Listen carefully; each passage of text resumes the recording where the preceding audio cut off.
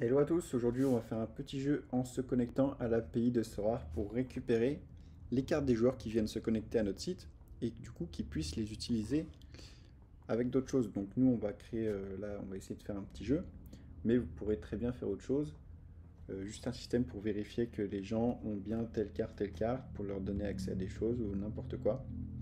Bref, ce sont des NFT, donc on est sûr qu'ils sont KE. Et du coup, on peut créer des mots. Sorare nous permet d'ajouter des moyens de vérifier que les cartes sont bien eux. Donc, on va utiliser Symfony pour ça. C'est ce que j'ai le plus l'habitude d'utiliser. Et donc, pour ça, je vais lancer la commande Symfony New Web App Sorare Project. Et il va nous créer un dossier Sorare Project avec tout le Symfony de base pour commencer. Voilà, c'est installé. Donc, on va aller dedans. Et dedans, on va l'ouvrir sur notre éditeur. Donc on va commencer par créer une classe user et après on va lire un peu la doc de Sorare pour voir comment se connecter. Donc vu qu'on sait qu'il y aura au moins des users dans notre projet, on va faire ça d'abord. Donc pour ça, on va dans le point env et on va déjà essayer de se connecter à la base de données. Donc là, c'est si on utilise Postgre.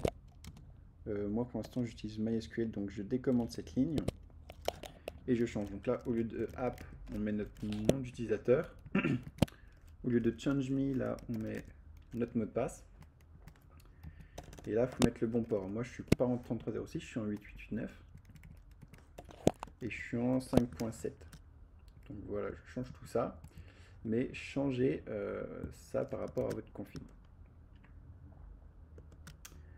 Pour vérifier que ça marche, on peut faire un php bin/console doctrine database create.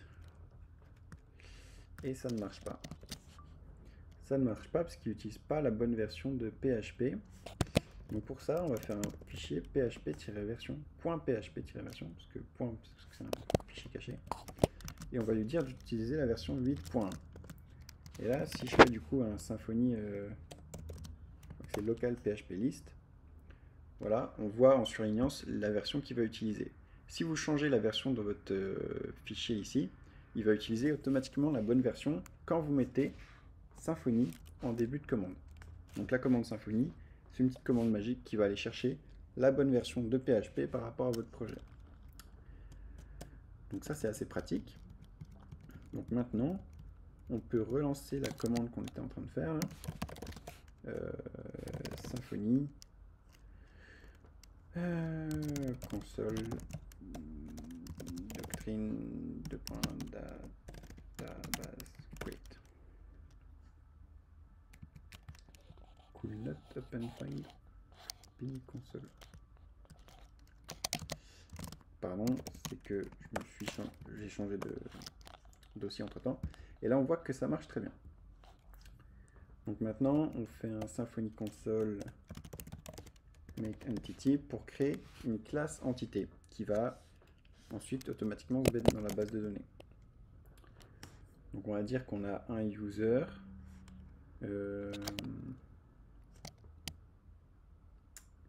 Excusez-moi. On va pas utiliser entity. On va faire un make de .user. Il va créer automatiquement notre classe user. Donc là, du coup, on va juste supprimer l'ancienne. La petite bêtise que j'ai faite.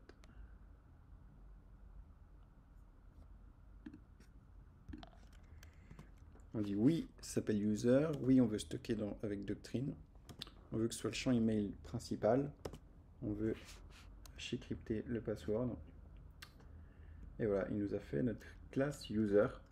Et après, si vous voulez ajouter des champs par-dessus cette classe user, là par contre, cette fois-ci, on fait le make entity. Et là, automatiquement, il va nous rajouter les champs qu'on veut. Donc moi, je veux un created at. Donc là, ouais, il n'y en a pas. Merde. Il m'a créé l'entité created at.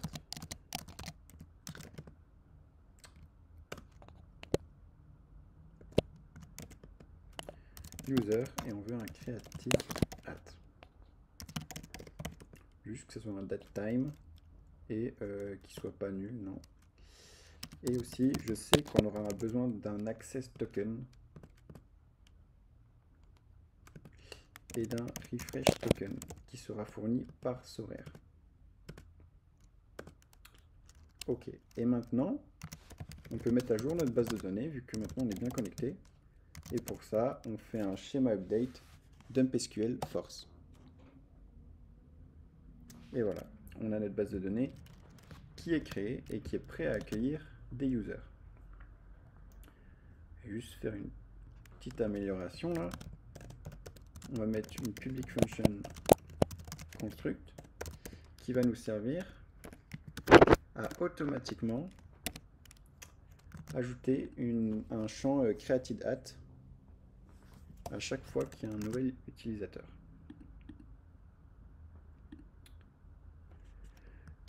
Voilà.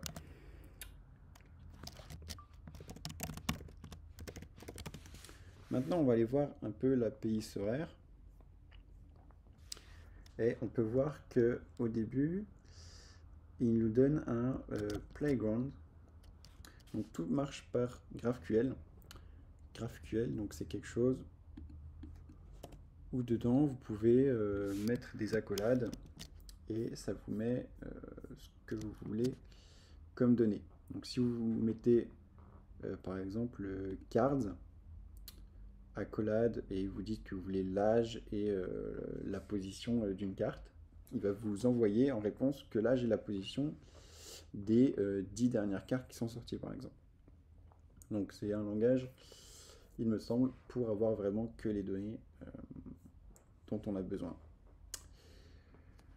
Donc là on peut s'amuser un peu avec ça par exemple. Je ne sais pas s'il nous donne des exemples de GraphQL qu'on peut utiliser là. Je ne sais pas si c'est directement de GraphQL. Non, il n'aime pas trop. Parce qu'il y a une variable. J'en ai peut-être pas là. Mais en tout cas, là, vous pouvez faire des tests. Vous dites, là, vous pouvez voir dans la doc qu'est-ce que vous pouvez avoir. Je peux avoir la liste des clubs, un club en particulier, la liste des cartes, la liste des enchères actuellement, etc. Et vous pouvez voir ce que vous avez comme réponse ici, au lieu de coder directement. Nous, ce qu'on veut, c'est pour l'instant faire un système d'authentification, et pour ça, on va utiliser OAuth, Login with Sorare. Donc, ils nous disent qu'il faut les contacter, le help center, et donner un nom à votre application, 2 URL de callback, un en dev, une en prod, et un logo. Donc, moi, c'est ce que j'ai fait, et en échange, ils m'ont donné un OAuth client ID et un OAuth secret. Donc ça, on va les mettre dans notre point env. Et ensuite, notre code va pouvoir aller les chercher seulement quand il en aura besoin. Donc ensuite, on fait une petite requête. Non. On va déjà créer une URL de redirection. Donc le bouton Login with Sorare, c'est comme les boutons Login with Google. Une URL sur laquelle les gens vont pouvoir cliquer dessus. Ils vont être dirigés sur Sorare. On va cliquer sur autoriser Sorare à partager mes données avec notre application qu'on est en train de créer. Et ça va nous rediriger sur notre application qu'on est en train de créer avec un code ici que nous dit Sorare. Un code qu'on pourra réutiliser et du coup on va pouvoir faire une requête dessus avec à api.sorare.com/auth/token. Et grâce à ce code qu'on a récupéré, ils vont nous renvoyer ensuite un access token. Donc c'est un peu compliqué parce qu'il y a deux allers-retours avant de pouvoir faire quelque chose. Mais une fois qu'on a cet access token et le refresh token en même temps, donc on voit qu'il expire toutes les 7200 secondes, c'est-à-dire 2 heures il me semble. Une fois qu'on a cet access token, on peut faire ce qu'on veut avec. On peut récupérer le current user. Donc là, si on regarde dans le playground qu'on a ouvert à côté, le current user,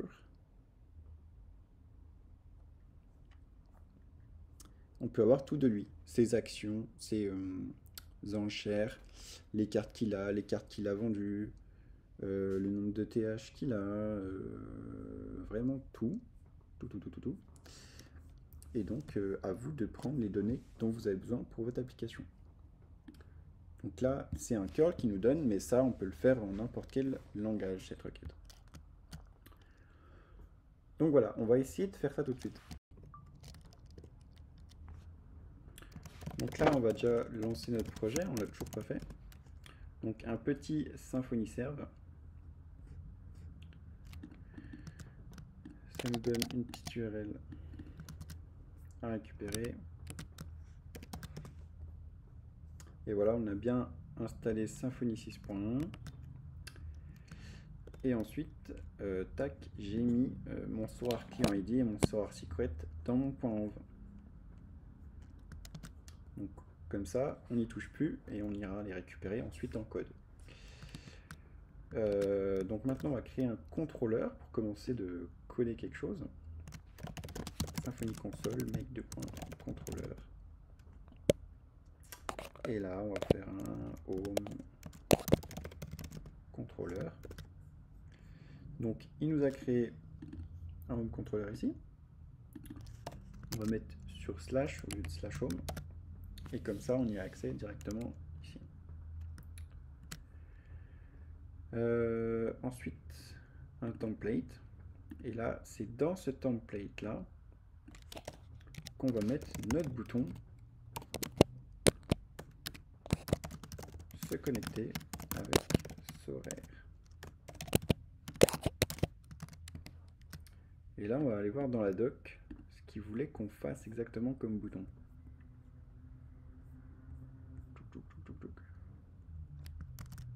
Il voulait qu'on fasse ça.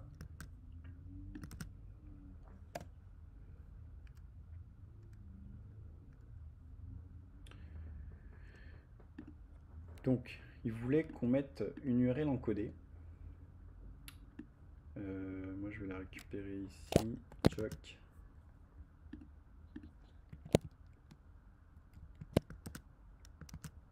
En gros, c'est http:// localhost 8000 /host /sorare /callback.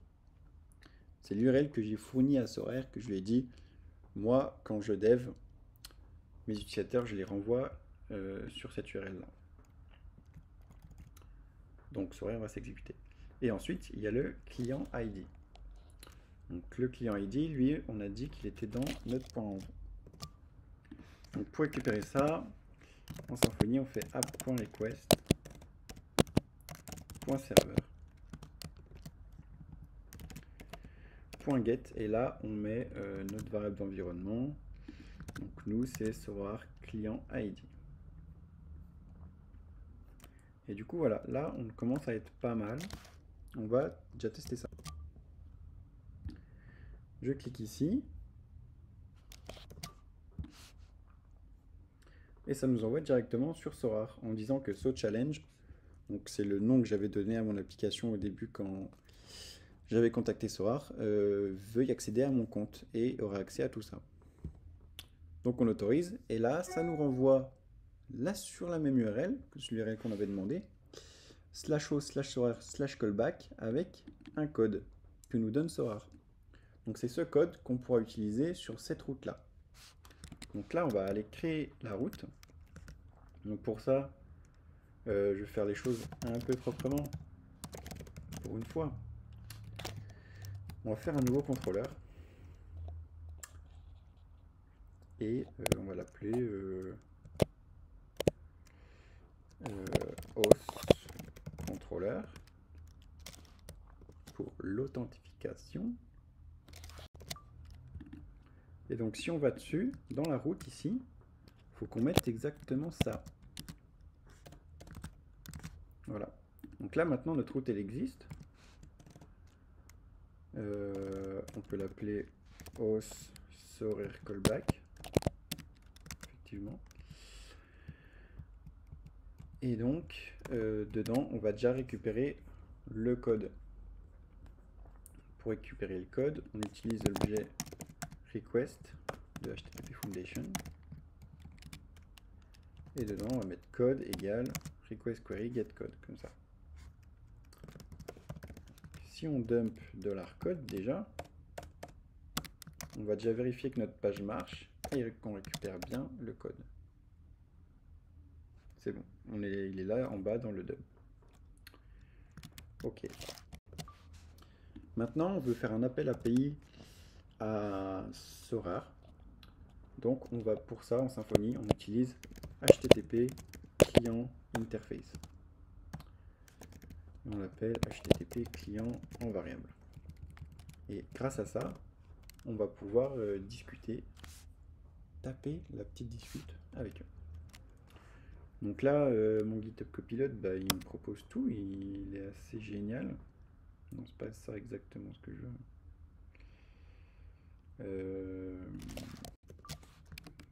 Donc pour savoir ça, on va aller regarder dans la doc. Ça, on a fait. Et là, maintenant, il faut faire un call à OAuth token. On va prendre cette URL.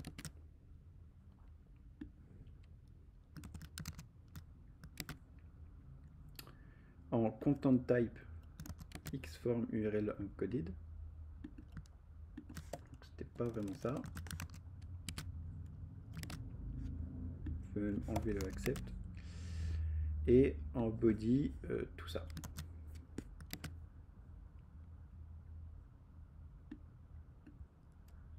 Est-ce qu'il y a besoin d'un JSON en code? Je pense pas, non. On peut tout enlever ça. Tac. Donc, il nous faut une redirect URI qui nous dit. Ça, les gars, on l'a déjà. Je vais mettre tout sur le même écran, voilà. Ça va être plus simple. Une petite erreur de syntaxe.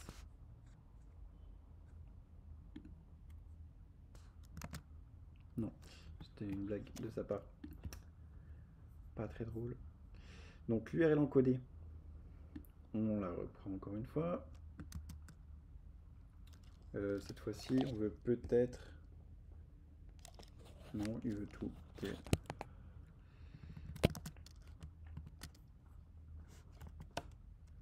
En plus, il nous dit the same callback than before. Okay. On lui redonne le même. Il nous veut notre client ID. Donc pour ça, pour récupérer l'environnement dans notre contrôleur, c'est pas pareil.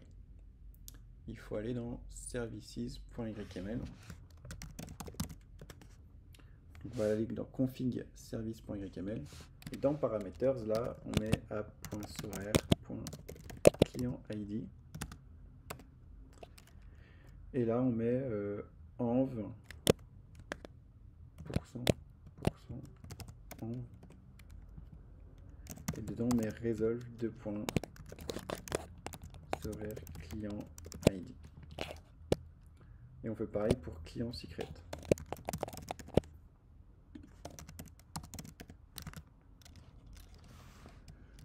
Ok. Donc avec ça, maintenant on peut enlever ça.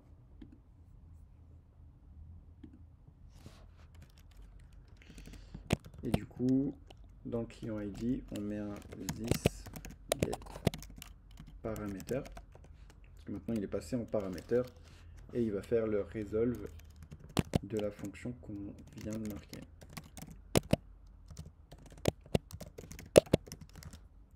C'est .sorare client ID, je crois qu'on a mis. .sorare.client.id, GitHub Copilot, il a rien compris. Voilà. Et pareil pour le secret.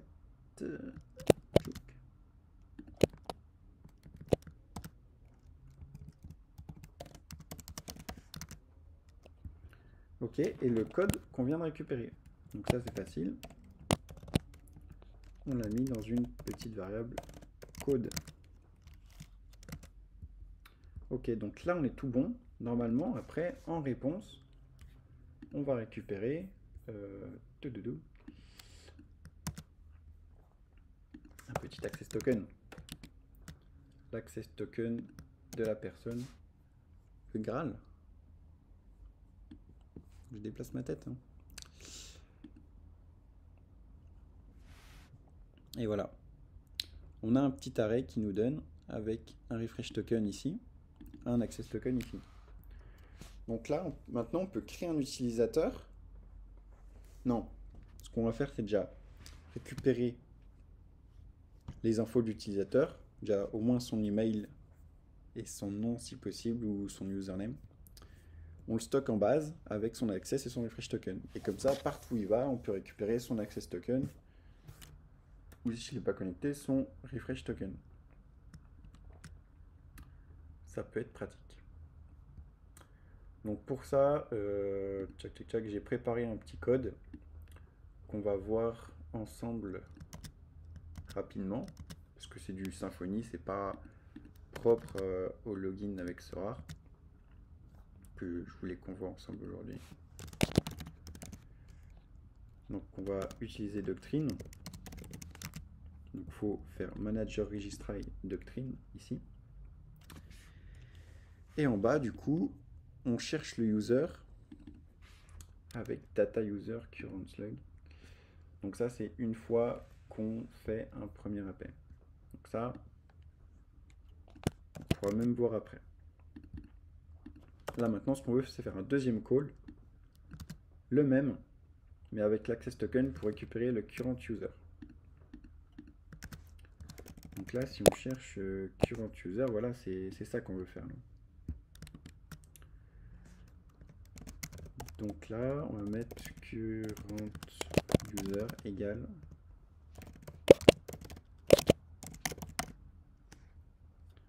http client request avec un truc comme ça, je pense. En operation name.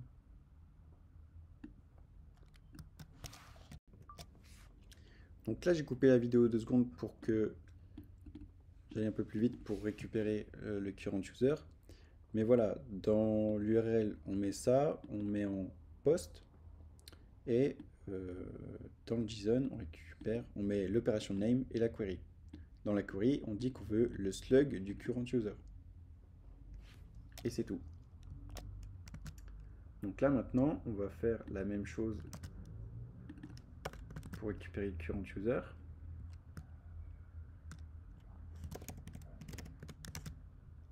Pour voir vraiment ce qu'il nous donne. Donc là, par contre, il ne veut pas qu'on fasse deux fois l'appel avec le même code.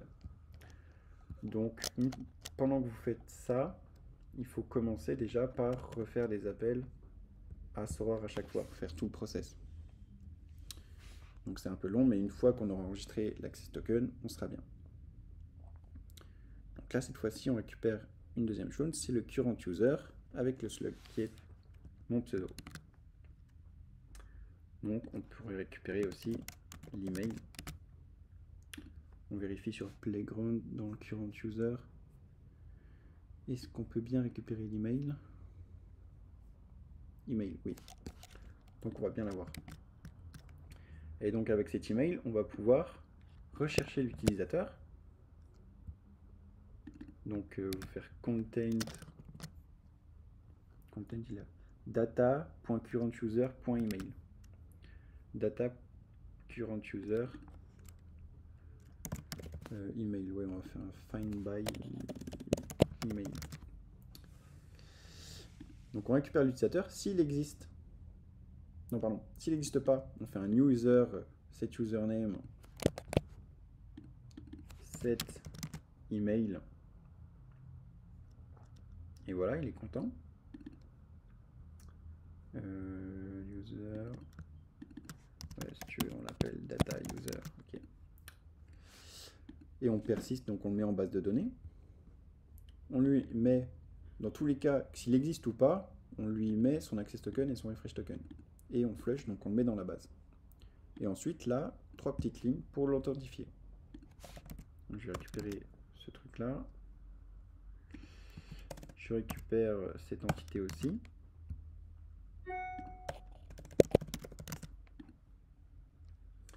Donc on lui dit qu'il n'y a pas de username dans notre table. Donc on va la créer avec ce qu'on avait vu tout à l'heure. Le make entity.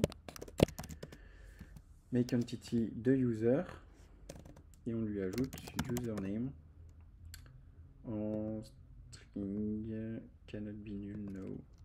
Ok. Et on n'oublie pas de mettre à jour notre base. Moi j'ai fait un petit raccourci. Ok, tchouk. Je pense qu'on est bon sur le code. On va pouvoir essayer tout ça. Se connecter avec Sorar. Trying to access a null. Pourquoi mon current user il est nul? Donc tout simplement, il y a un not authorized to access current user.email. Donc Soar ne veulent pas qu'on récupère les emails des gens, donc c'est pas grave. On va tout simplement l'enlever de nos entités. Et du coup, il faudra préciser au security de Symfony que c'est pas les emails sur quoi on regardera si les champs sont uniques ou des choses comme ça. Check.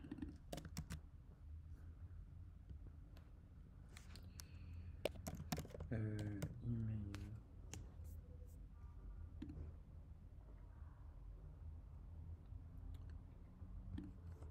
Là, c'est ici la property qui vérifie. Sinon, dans user get identifier, on va mettre username aussi. Et là, dans auth, on enlève qu'on récupère l'email. Et on fait un find by username. Et là, on cherche par slug. Ok. Je pense qu'on est bon pour les emails. On peut relancer et... Cette fois, ça devrait marcher. Hein. Cannot use response comme array. Ok. Donc ça, c'est parce que response, c'est le premier appel. Et le deuxième appel, il s'appelle current user. Il s'appelle même data user, je pense.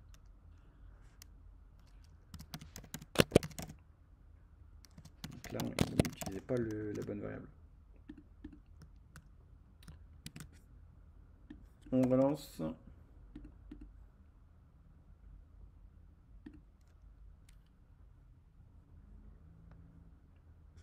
Undefined. Access token. Ouais, ah oui, c'est. Non, oui, c'est bien le premier en fait. Mais il veut pas response. Il veut content. Excusez-moi.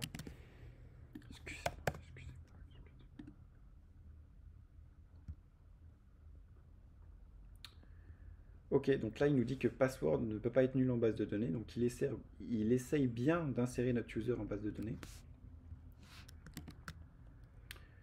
Donc là, qu'est-ce qu'on peut faire? Bah, on peut essayer juste d'enlever le password. Hein.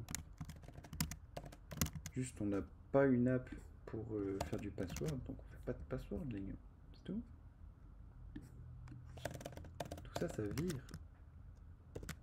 Et on n'oublie pas de mettre à jour notre base.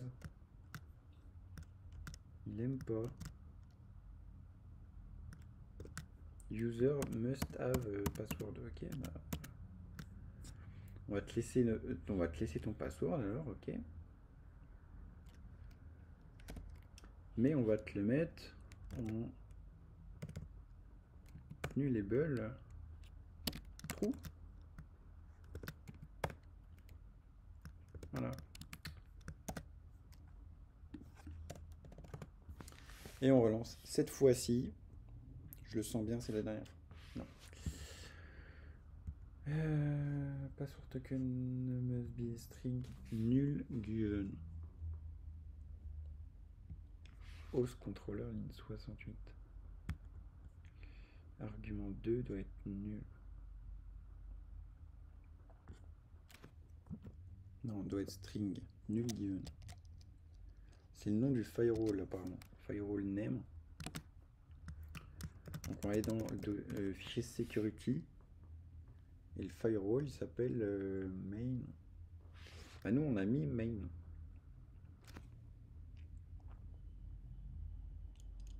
Donc pourquoi il veut pas de nous en fait?